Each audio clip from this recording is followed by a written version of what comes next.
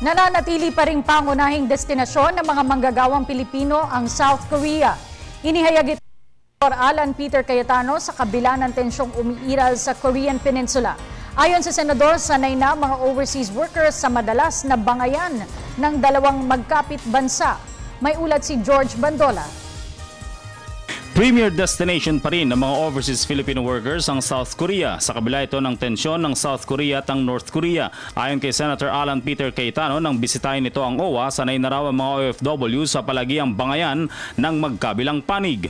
Dahil nga sa kawalan ng trabaho pa dito, medyo sanay na sila sa pagsasagutan ng North and South Korea. Having said that, no one can really predict the future, no? And sana nga medyo mawala na yung tension para ating mga pamilya ng OFW hindi nag-aalala.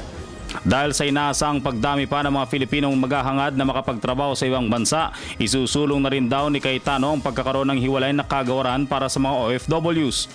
Ang tawag nila trifocalization, meaning imbis na isa lang ang focus.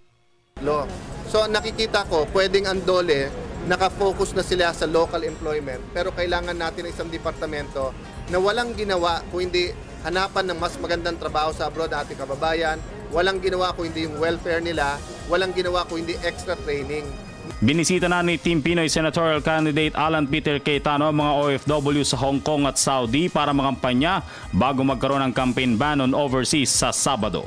Para sa Telebisyon ng Bayan, George Bandola.